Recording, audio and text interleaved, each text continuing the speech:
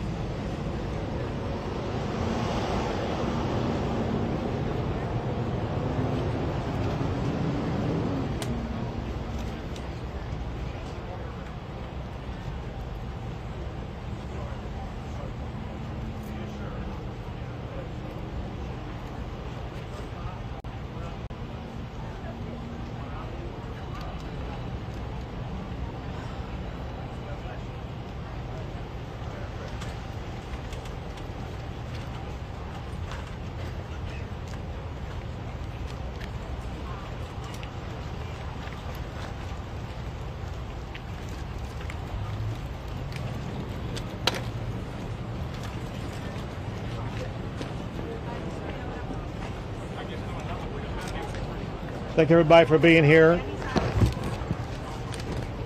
I visited with some locals who live around here, including a family member of the owner of this store. I let her know that I first came to this store about 21 years ago.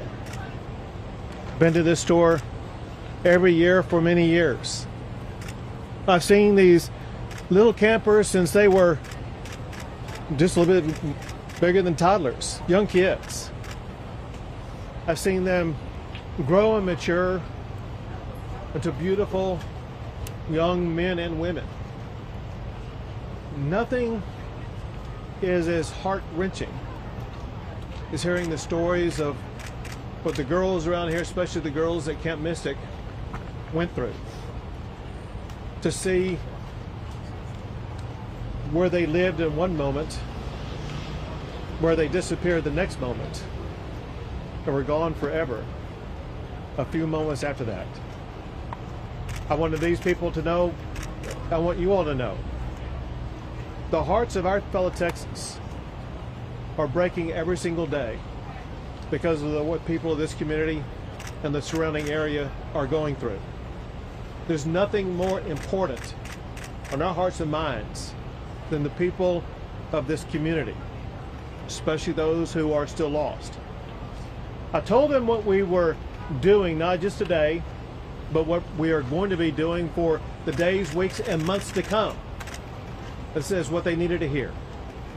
They need to know Texas is in this with the people in the Hill Country right here. We are not leaving until this job is finished.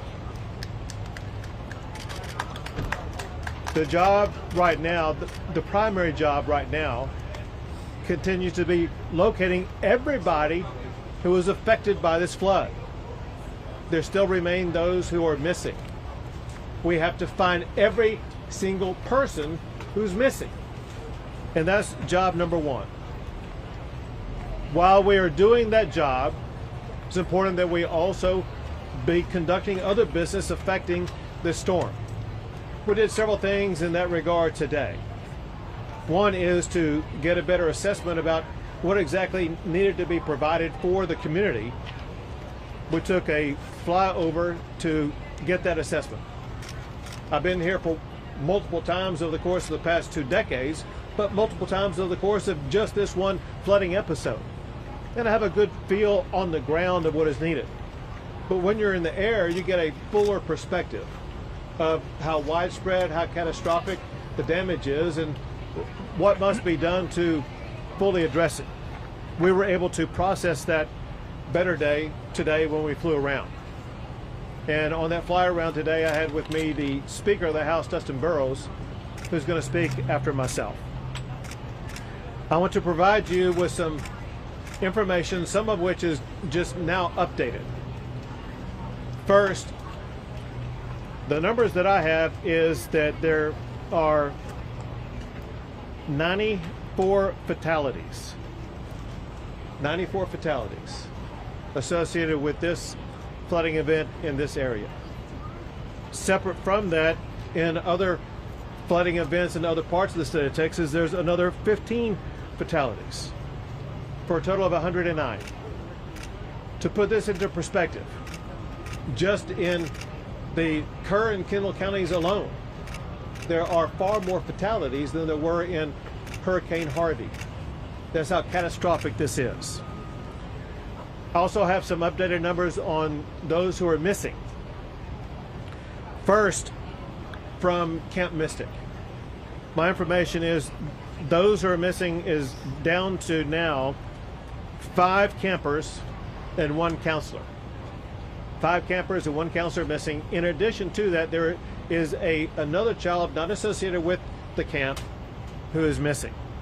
So for Kerr County, that would be a total of 7 who are missing. In other parts of the state, there are 12 who are missing. I have a new number, however. So one thing we've been reaching out to the public about is to get better information about those who were not registered at a camp, those who were not registered at a hotel, those who may have been down here who no one really had any accounting of. And through law enforcement agencies working together, they provided me this number. Just in the Kerr County area alone, there are 161 people who are known to be missing. And again, that comes from combined law enforcement efforts, 161 known people who are missing. Know this, we will not stop until every missing person is accounted for. Know this also, there very likely could be more added to that list. One way that we were able to expand the list of those who are missing is because family members, friends, neighbors, etc. begin calling in and reporting them as missing. What I want to do is once again provide a reminder to anybody watching this that if you have a friend, a family member, somebody that you think may be missing because of this storm, we need you to call the number that I'm about to give you.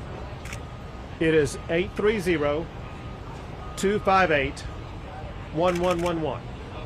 That's 830-258-1111. If you want to go to a website address, you can go to kerrville-missing@dps.texas.gov. I'm going to repeat it twice more. That's Kerrville, spelled Kerrville, no space, then the word missing, MISSING. So Kerrville missing at dps.texas.gov. So either call that phone number, go to that website, and provide the name and the best identification you can and the last known location of anybody that you think is missing. Know this also, if you make a prank call or provide false information, that's a crime. Do not provide false information because you're hindering our ability to undertake this investigation, hindering our ability to actually rescue and find those who truly are missing. So you better be correct when you're calling in and let us know that there is somebody who is missing. Importantly, we know that so many families are going through grief that's beyond anyone's comprehension right now. Beyond any of us being able to walk up to them and give them the magic words that will make them suddenly feel healed. We know that they need grief counselors. We have 5 organizations that together are providing dozens of grief counselors for all of the affected family members around here.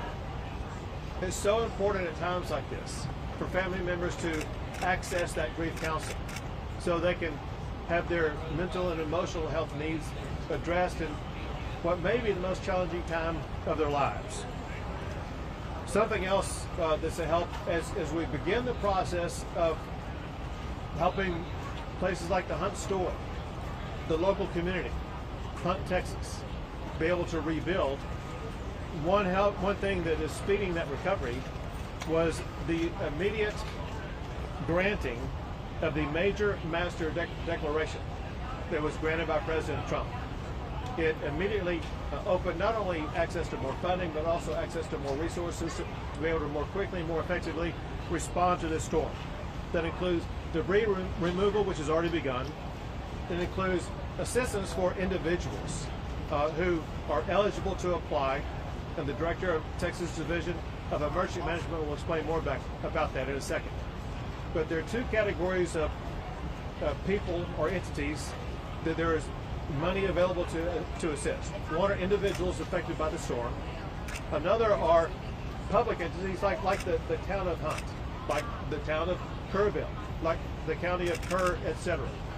They may have needs with regard to roads or utilities, whatever the case may be.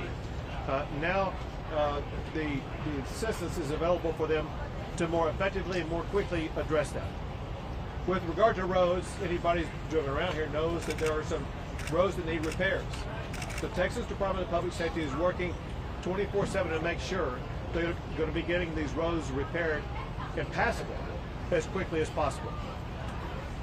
Going back to President Trump, he and I spoke again this morning, and he could not stop talking about how sad he was for all the little girls who've lost their life.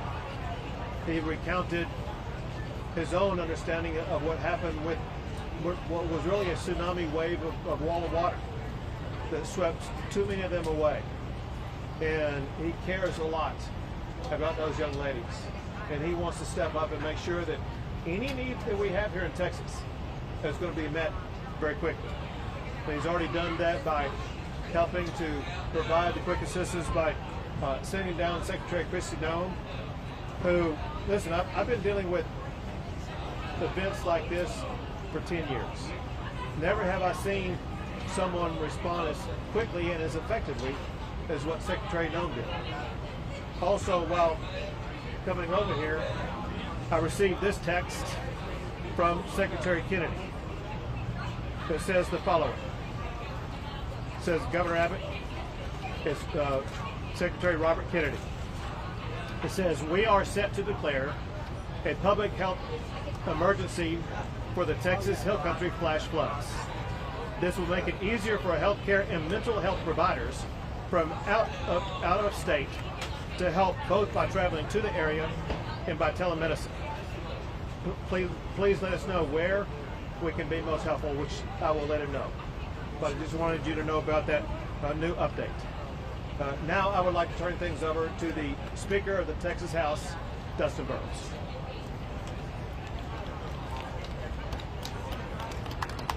Thank you, Governor.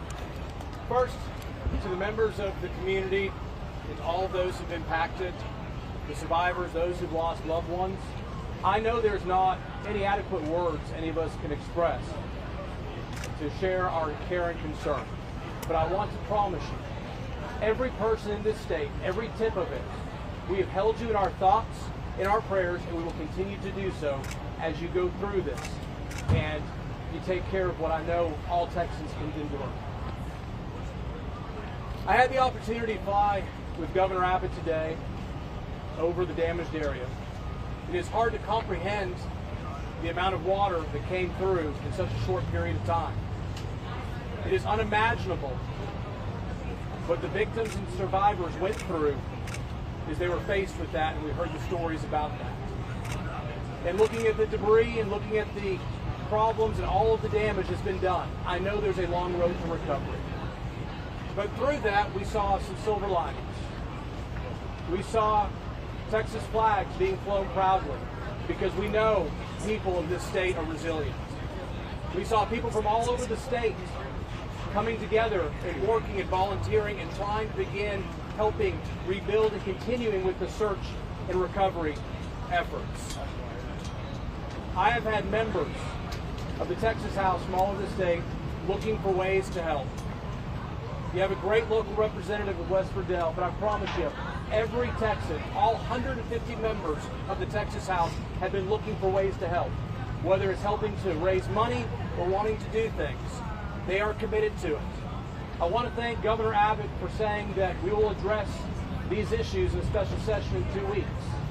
And I want to assure you, the Texas House will be organized, we will be ready, and we stand willing and able to listen to the community and experts and do all that we can to help address it from this perspective. So thank y'all very much for the opportunity. I'll turn over the microphone.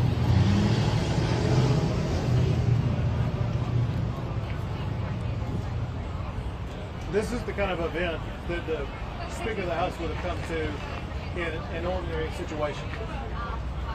When you consider the fact that we're going to start a special session 2 Mondays from now, a special session that will have at the top of its agenda helping communities like in Kerr County, Kendall County, as well as in Central Texas and the Big Country, all areas affected by the floods of the past week. Those issues are going to be on the agenda for the state to address from top to bottom. We want to make sure that when we end that session, we end it making sure these communities are better, more resilient, and have the resources that they need for the next chapter of their lives. Now we have the director of the Texas Department of Public Safety, Freeman Martin.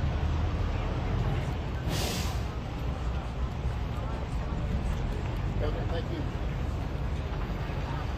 The governor said that we have 109 fatalities and 161 missing. Every asset and resource that the Department of Public Safety has is being used on this response. We have 258 people just from DPS assigned here in Kerrville.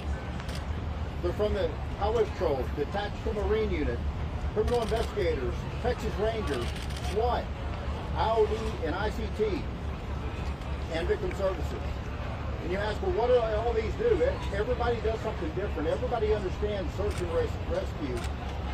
When the governor mentioned 161 missing, the city of Kerrville stood up a line that if you can't get a hold of a loved one, if they're missing in the Kerrville area, call this number. That number grew to several hundred. These analysts worked with Kerr County Sheriff's Department and the Kerrville Police Department to narrow that down. People that have been identified as deceased, people who have been found alive, deconflicted numbers that have been reported twice, and we are still down to 161 missing. All I can tell you is there's nothing to celebrate about how well we've done this far, but there's a lot of work to be done. And we're thankful that the speaker standing behind us and the governor, the Texas legislature has funded us and we're properly staffed and equipped to respond to this. Just this last session, a few weeks ago, we were given 6 replacement helicopters and 1 fixed wing. That is exactly what we use to respond to these. I'll tell you another thing, we have plenty of resources. But at the same time, we're not turning down one resource until we recover every last person on this list of 161. So we have FBI, DEA, HSI, the United States Border Patrol, the United States Coast Guard, everybody working together under a unified command, and we won't stop until we finish. A couple things. Right now in Burrows County, we have 3 Zodiac boats and 26 DPS personnel from the Tactical Marine Unit and the Texas Highway Patrol continuing searching. I'm in constant communication with the Travis County Sheriff, Sally Hernandez. They are helping us at the medical examiner's office, and at the same time, they have as many as 10 people that are missing from Travis County. As we pulled in the parking lot, I got off the phone with the sheriff from Williamson County. They just recovered their last victim. They had 3 people that were swept away, and just minutes ago, they recovered their last victim in Williamson County. There's a lot of big work to be done in Kerr County and Kendall County. We will continue to grow this and add additional agencies as we go forward. But the governor's right, we won't stop until every last body is recovered, alive or not. So thank you very much. Thank you, Governor. Thank you. Now, General Seltzer with the Texas National Guard. Thank you, Governor.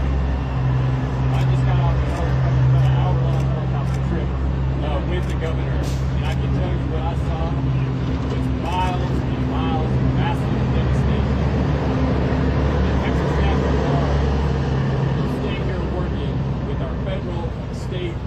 local partners to search for the missing and to help our communities recover.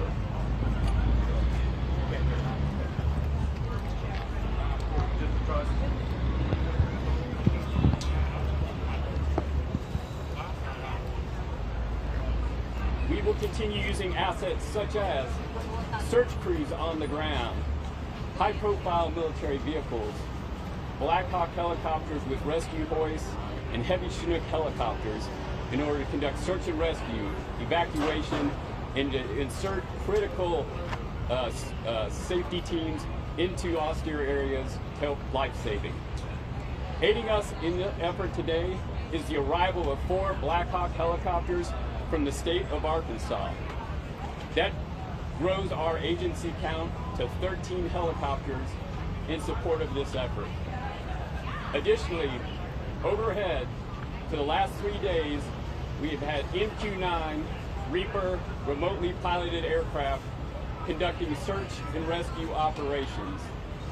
We are working with other states to get additional crews to support so that we can expand the coverage of that search and rescue operation.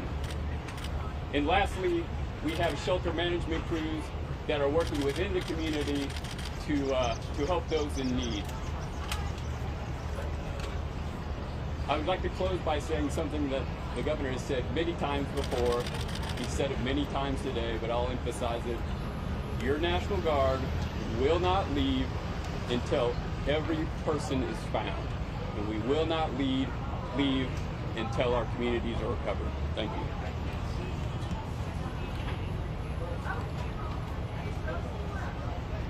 General Seltzer rightfully mentioned and thanks the state of Arkansas for helping out with those Black Hawks as well as other resources. I jotted down from memory what I think is every state that I know has either provided help or offered it or is on its way. I say that I'm hoping I'm not leaving anybody out. But our fellow governors and fellow states are helping out from Arkansas, Oklahoma, Louisiana, Iowa, Nebraska, Ohio, South Carolina, Georgia, Virginia, Pennsylvania, Massachusetts, and I regret if I missed your state. I'll try to come back to it here in a second. But next is Chief Nim Kidd with the Texas Division of Emergency Management. Thank you, Governor. I want to start by thanking all of you for standing out here in this heat and experiencing a little bit of what the volunteers and first responders are dealing with around the clock as we continue our search. We have 4 priorities. They are the continuation of the search. They are debris cleanup and removal. They are supporting individual assistance programs and public assistance programs. I'm going to dive into some of the details of those. We continue our search operations not just here in Kerr County, but in the other 5 counties where we have people that are reported missing. As you can see and hear by the trucks passing by, debris cleanup is well underway. I want to thank the volunteers and all of the private sector partners that are out there working on debris operations right now. This will aid in the continuation of our search. We are pushing forward to help those whose homes and businesses have been impacted through the FEMA Individual Assistance Program. The President's program has people here on the ground today that are working to get people registered through our websites and start opening disaster recovery centers today and tomorrow. Damage assessments for those locals are still underway, and we've had over 1,000 submissions into the ISTAT program. Please, if you have not submitted into the ISTAT program yet and your home or business was impacted, you send that information to us. Next, we continue to work on our public assistance for our communities, working to get our roads repaired, our debris cleaned up, our water, wastewater, and utilities back up online. Finally, I need your help in getting the message out to help keep the roads cleared. You've seen a lot of damage in these roads as our TxDOT crews are out trying to repair those roads right now while we still have a lot of traffic in our emergency operations. I want to thank you again for your time and your patience in helping us get this message out.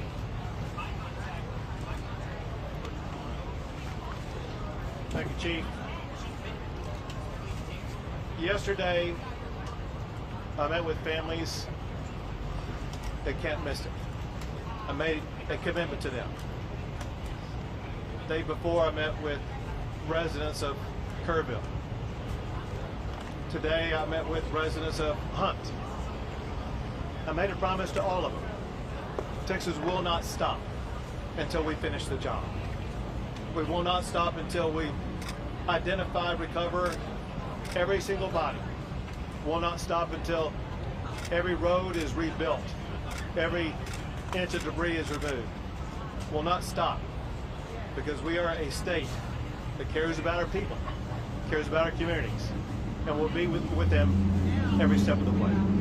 We'll take a few questions. Governor, right here. Uvalde happened. People who have said that they didn't receive any emergency alerts on their phones. And are you going to have that conversation with the city manager? I asked this because earlier today during the conference, he really didn't respond to our questions related to how long it took him to evacuate people. Can you speak on that? So obviously the local officials who were on the ground at the time would know the most about that.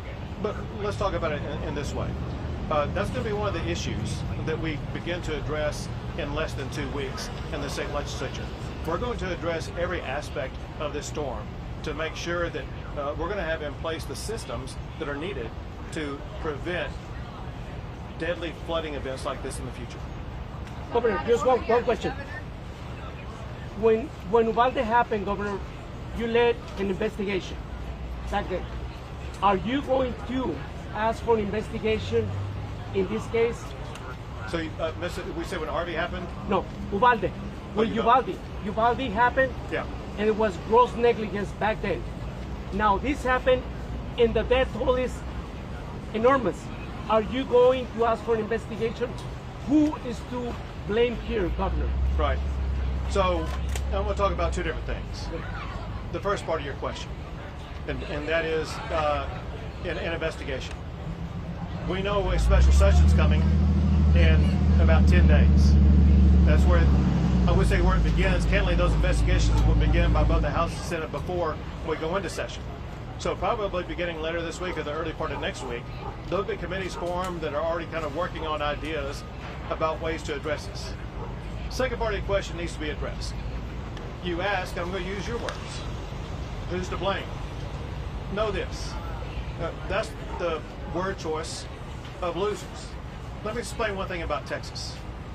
And that is, Texas, every square inch of our state, cares about football. You could be in Hunt, Texas, Huntsville, Texas, Houston, Texas, any size community, they care about football. High school, Friday night lights, college football, or pro. Know this. Every football team makes mistakes. The losing teams are the ones that try to point out who's to blame. The championship teams are the ones that say, don't worry about it, man, we got this. We're going to make sure that we go score again, that we're going to win this game. The way winners talk is not to point fingers. They talk about solutions. What Texas is all about is solutions. In fact, I want to read you something that I received last night that's worth emphasizing to put this in context.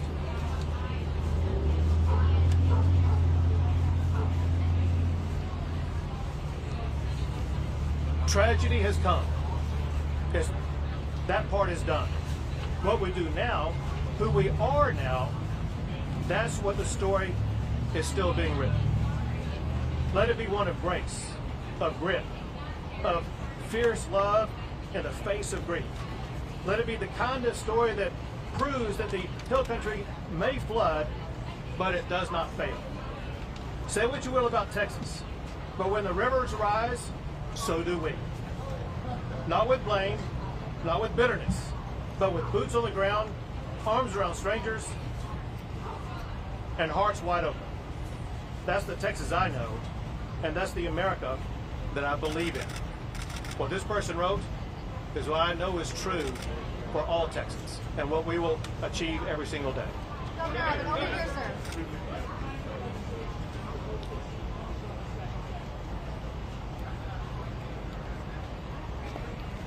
You know, part of the legislative process is policy is not made in a vacuum.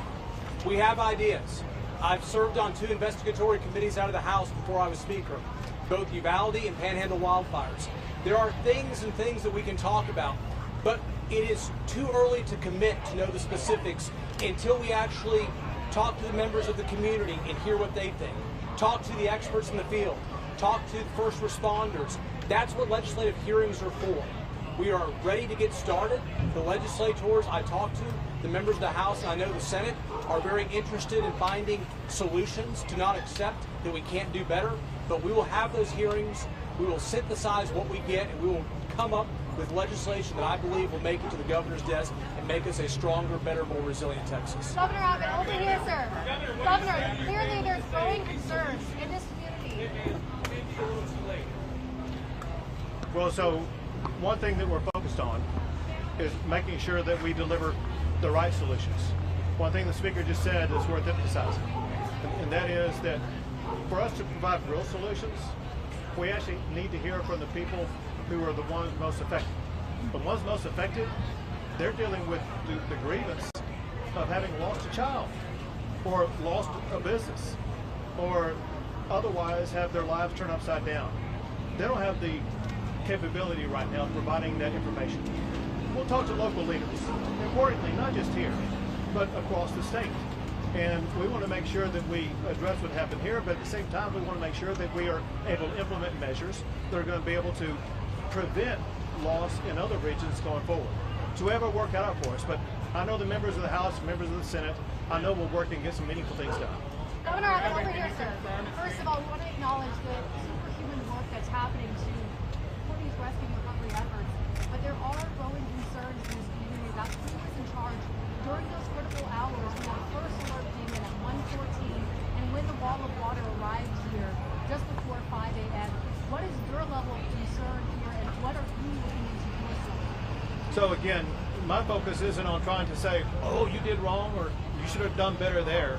My job is to bring Texas and Texans together and make sure that we immediately start delivering on solutions. You talk about the heroic effort, and no one has seen the level of response as what Texas has provided over the past 4 days or so. And we continue to maintain that response here while also going to the state capitol and working on around-the-clock responses there to make sure that we do deliver real solutions for these people sitting right behind you. And then follow up, Chief Kid, please.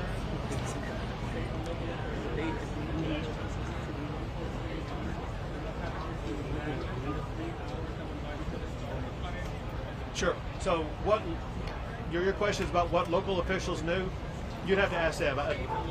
You know, what the state was aware of, the state was aware that there was a possible serious flooding event days in advance, and we pre-positioned assets and resources and personnel. And we remember the flood began on Friday morning. We originally positioned those assets, resources, and personnel on Wednesday. Then when greater clarity was discerned on Thursday, we moved them closer, added, and made sure that we had adequate supply going into Friday. So we were ready with the resources on the ground to be able to quickly respond. Some people say, well, we responded so fast. One reason we did respond fast is because we had assets here already. That said, we didn't know the magnitude of the storm. We knew that there was a flash flood warning. And if you're in a flash flood warning, no one would know that would be a 30-foot high tsunami wall of water, I don't think. But all I can tell you is the information we had, the state had, and that we acted on, was information that catalyzed us to begin putting assets and resources in place 2 days before the event happened. We have time Chief for two Kid, more, folks. Chief Kid, a follow-up, sir. Yep.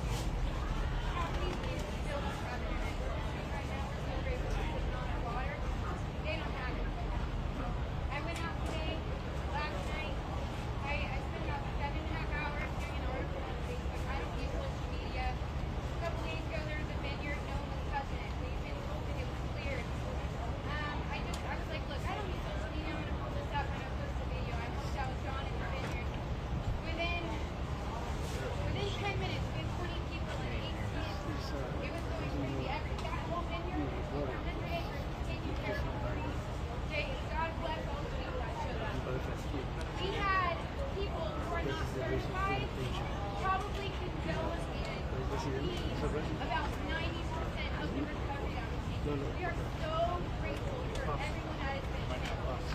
But we were strong to keep together, and all of a sudden, we got infiltrated with visitors, we got infiltrated with news crews, and we were told if we didn't have the certification, we couldn't do it. My only certification is that I've faced every single almost since 2017 that state Texas, and I got there as well. Yesterday I was driving after about 7 hours to make it to go to the resource center with my family, and I have to be driving. Found some baby seals walking out the door, and they asked for a ride out to Mystic. I told them I asked if they were here, and they said, we went down there, they pretty much cleared the coffee that they were so That's 10 questions in one. That is 10 questions in one.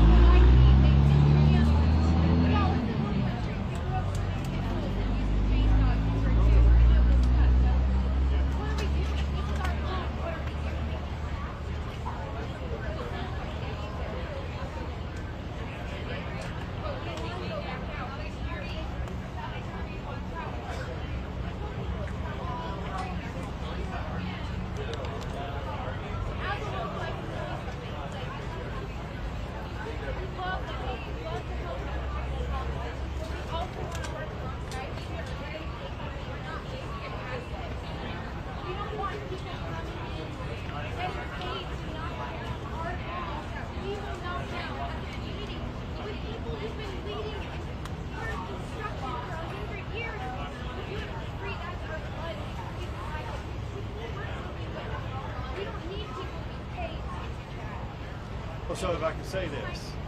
Yeah. Sure.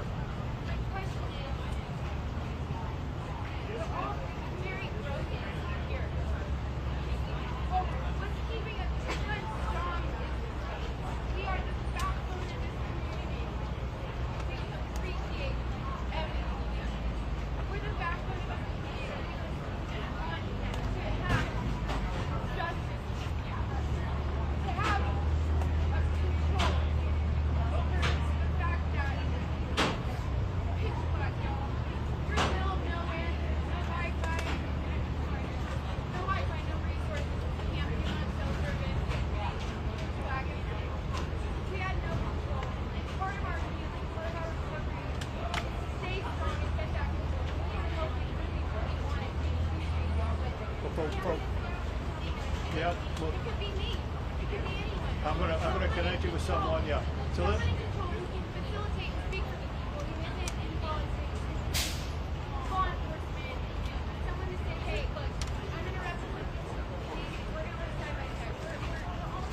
Right. And I got the person for you.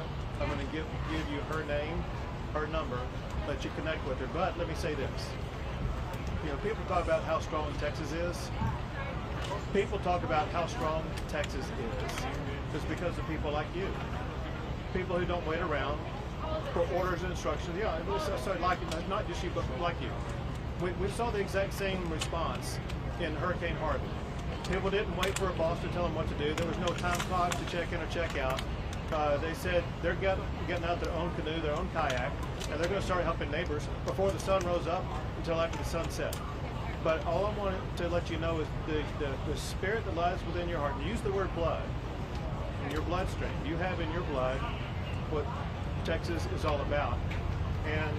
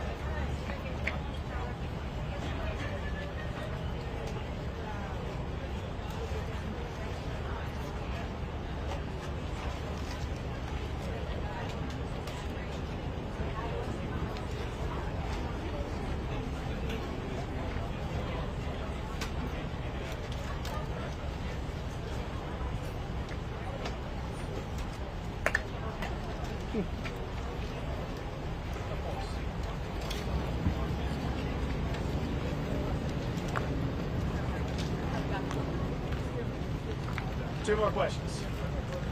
Quick follow-up. At what point was the state let me see. in contact with the county ahead of this flooding here, sir? Nim could best answer that. Nim, when Chief did. We know that resources were deployed ahead of this ahead of the flooding. At what point was the state in contact with Kerr County? Wednesday and Thursday before the Friday. So why was evacuation? I can't answer the whys. I'm not going to answer the whys. You asked when we were in contact. We started having calls and messages on Wednesday from an area of I-35, out I-10, all the way to where it touches I-20, all the way back over to where I-20 touches I-35 again. That is a large chunk of Texas that was anywhere in the potential area where this kind of rain could have fallen. It picked this spot right here. All right. One more question. The nature of the talk, sir? Go ahead. Yep. And so, I just heard that moments ago. The man who's in charge of that assistance is Chief Nick Kidd. He wants to know how long does it take to get assistance? How long does it take to get assistance? So the disaster recovery centers will be published in the morning of those locations. They can go to those locations and start getting aid. There are plenty of volunteers that are out there ready to offer aid right now, in addition to the federal assistance. So you're saying that those centers will be open tomorrow morning? Yes, sir. We have the addresses. I need to confirm them, and then we'll put them out. They will be publicized. They will be publicized. Yes, ma'am. Thank you all. Thanks, everyone.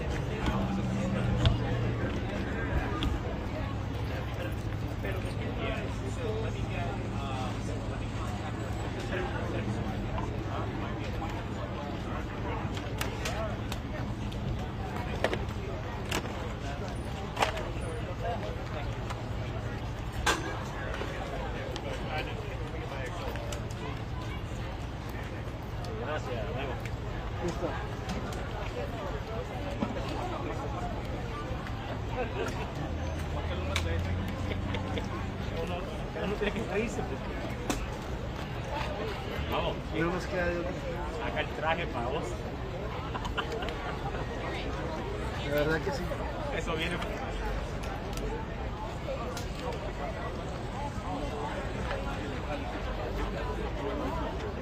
Tiraron para el fango.